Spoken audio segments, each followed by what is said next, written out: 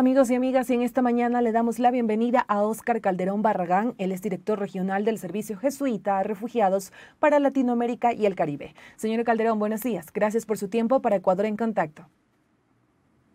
Buenos días, gracias por la invitación. A usted por su tiempo. Desde el Servicio Jesuita a Refugiados, ¿cuál ha sido la realidad que han podido evidenciar de la situación actual de personas refugiadas, desplazadas, inmigrantes forzadas en la región latinoamericana en cuanto a derechos? Por favor, cuéntenos.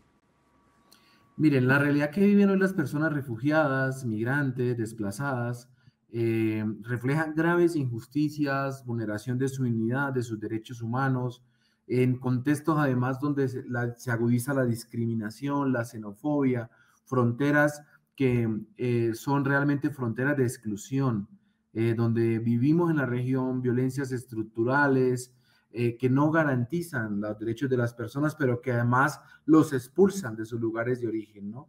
Y estamos viendo que aunque en la región no tenemos un conflicto armado internacional ni no internacional, muchas personas están huyendo de sus lugares de residencia y de origen. Y en ese aspecto que usted menciona de que muchas personas están huyendo de su lugar de origen debido, en este caso, a que buscan oportunidades en otras partes del mundo, pues yo le quería consultar algo. En Ecuador actualmente pues habla de un alarmante incremento de migrantes cruzando por el Darién. ¿Cuál es la situación que ustedes tienen frente a este tema? Ciertamente cotejamos una gran preocupación sobre la situación de connacionales ecuatorianos, pero cruzando el Darién, buscando llegar al norte del continente y haciéndolo en unas condiciones de altísima vulnerabilidad y riesgo, ¿sí? Esta situación del cruce del Darién no es nuevo y lo venimos evidenciando desde hace un tiempo. Lo que es nuevo es el pico alto que ahora vivimos de connacionales ecuatorianos, pero esta ha sido una ruta para personas de África, incluso de Asia, que llegan por Brasil o por el sur del continente, haitianos, cubanos, venezolanos, ahora también colombianos, y lo que cotejamos aquí y el ejemplo de Ecuador nos sirve típicamente, de manera infortunada, para revisar cómo la multiplicidad de variables y de factores se cruzan y obligan a las personas a huir. Estas personas no están huyendo por su propia voluntad, sino porque las condiciones en el Ecuador y en la región, en sus lugares habituales, se están siendo muy complicadas y hay una sensación de no futuro, de manera especial en las personas jóvenes. ¿Sí? Entonces tenemos que se cruzan varias causales, ¿no? Varios factores que los obligan a huir. La crisis económica, sin duda, el alto nivel de violencia que estamos evidenciando en la región, violencia armada, la inseguridad, los problemas vinculados al financiamiento de los programas sociales en los estados. Y como decía antes, todo esto se convierte en una multiplicidad de factores, en un cóctel de factores que obligan a las personas a huir.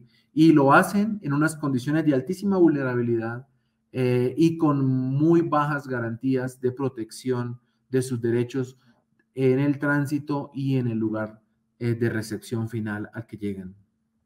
Y en el escenario de esta situación, ¿cuáles crees son los retos que tienen los países frente a estas nuevas realidades migratorias que cada vez se agudizan? Bueno, creo que un principalísimo reto es superar la visión meramente securitista y militarizante de las fronteras.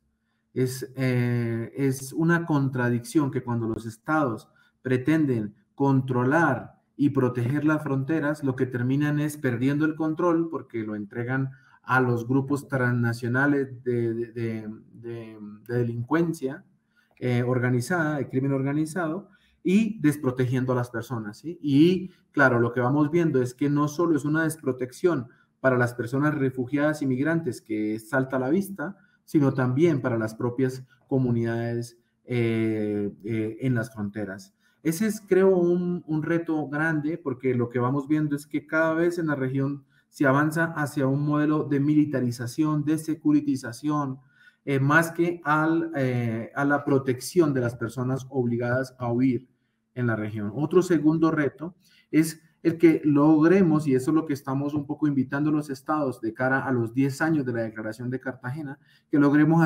avanzar hacia mecanismos bilaterales de cooperación entre los estados, la sociedad civil y la comunidad internacional, la cooperación internacional, para brindar mejores condiciones de protección, de garantía de derechos, de prevención de vulneraciones y de maltrato a la dignidad humana, ¿no?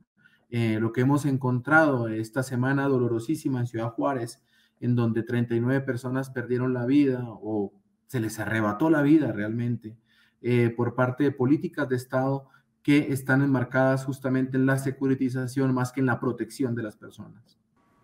Y en este caso usted tocó un tema importante y es que desde el Servicio Jesuita Refugiados están en este caso recordándole a los países la Declaración de Cartagena de 1984. Cuéntanos un poco más también en qué consiste esta declaración, cuáles son esos puntos centrales los cuales los gobiernos no deben olvidar.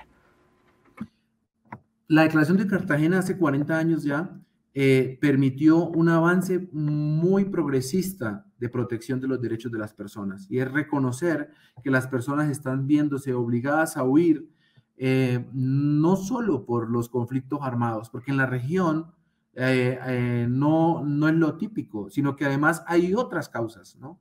Y esas otras causas están vinculadas al crimen transnacional, a la violación sistemática de derechos humanos, a la violencia generalizada, ¿sí? Tal vez Cartagena hace 40 años dejó por fuera, porque bueno, no era el contexto tal vez del momento, la situación de las personas que están siendo obligadas a desplazarse forzosamente por el cambio climático y la crisis ecológica. Y eso ya lo estamos viendo.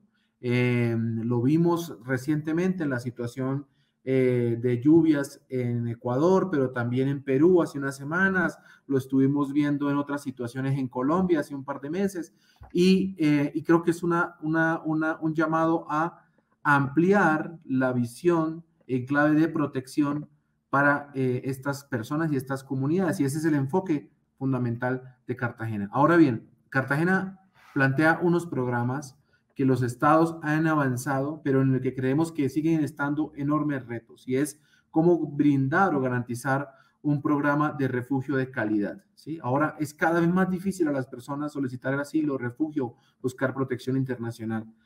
El tema del programa de la eliminación de la apatridia o de los problemas para la confirmación de la nacionalidad, y ahora más que nunca el trabajar en constituir fronteras solidarias y seguras en la región. Tenemos el Darién como un gran escándalo en la región sobre lo que sucede allí, pero no solo es el Darién, porque si luego vemos la situación en la frontera colombo-venezolana, colombo-ecuatoriana, lo que está pasando en la frontera entre Perú y Ecuador mismo, lo que sucede con ya casi parte del paisaje en la frontera entre Perú y Chile, ¿sí? Entonces son un montón de complejidades en las zonas fronterizas que realmente saltan a la vista como situaciones evidentemente injustas y que violentan la dignidad, repito, no solo de los migrantes, de los refugiados, sino también de las comunidades que allí habitan.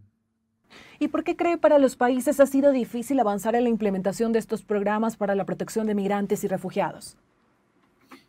Yo creo que hay una marcada visión meramente nacionalista de este asunto, y es cada país intentando resolver por su lado la situación que tiene frente de expulsión de sus connacionales, ¿sí?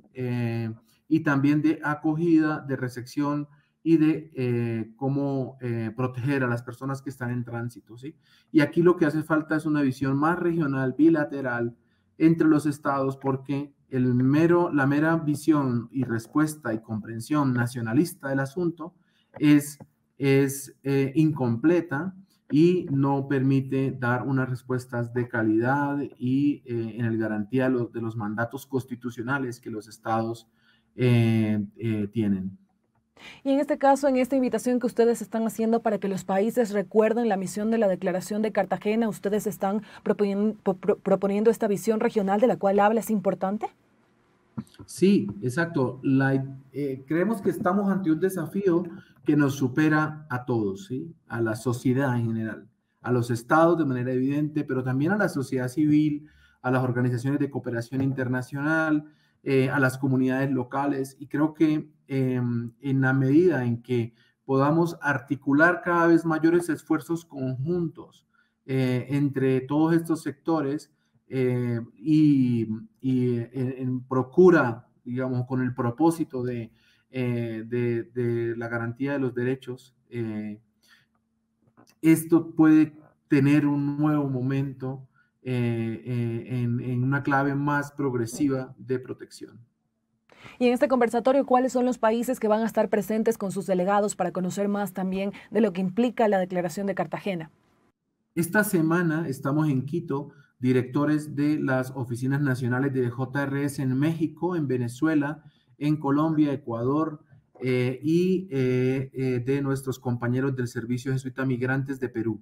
Es decir, que tendremos una visual de estos 5 países que viven situaciones específicas, pero también grandes retos en clave de desafíos comunes que creemos que en la medida en que se aborden de forma articulada y bilateral o multilateral, podemos generar un mayor impacto y un mayor avance en la clave de protección. Entonces, sí es posible combatir esta regresión de los derechos de los refugiados en virtud también de las leyes de los diferentes países y todos trabajan en conjunto. Gran esperanza y el gran reto a la vez. Esta región se ha caracterizado históricamente por ser una región en donde se han implementado políticas regionales y políticas nacionales bastante progresistas en el cuidado y en la protección de la dignidad de las personas.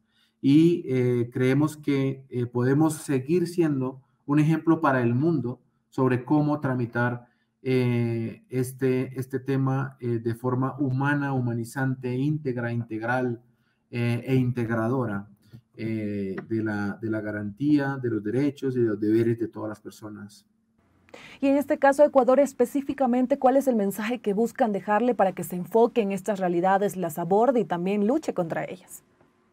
Ecuador tiene un desarrollo constitucional y legal que ha sido ejemplo para el mundo y además unas prácticas institucionales y sociales que realmente han inspirado históricamente en muchos lugares. Y lo que vemos ahora con preocupación es que en un contexto global de migración forzosa y de regresión de políticas, algunas políticas están yendo en Ecuador también hacia allí, hacia no garantía, hacia el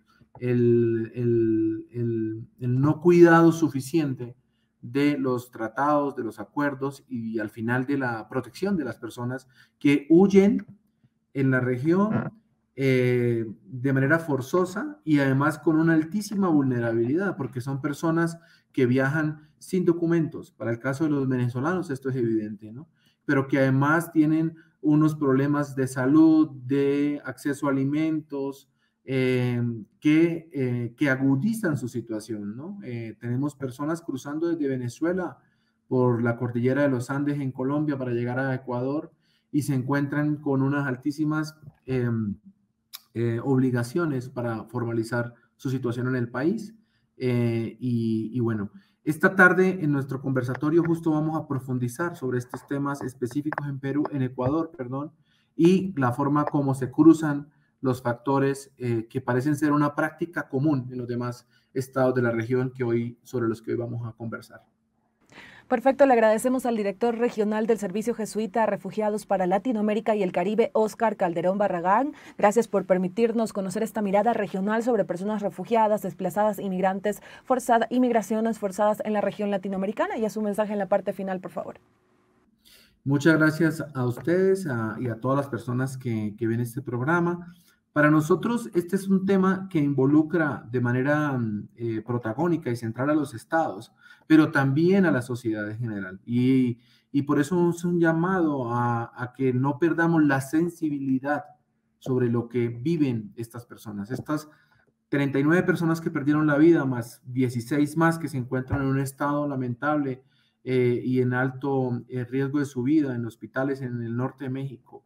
Pero la situación de tanta gente que pierde la vida en el Darién, intentando encontrar una protección y un futuro esperanzador para ellos y sus familias, tiene que movernos a construir relaciones también de hospitalidad, de reconciliación, de humanidad compartida con las personas que están llegando a las comunidades en Ecuador y en donde tenemos que ir avanzando hacia una conciencia de que estas personas son una oportunidad, sus vidas, sus proyectos de vida en nuestra comunidad representan una oportunidad más que una amenaza.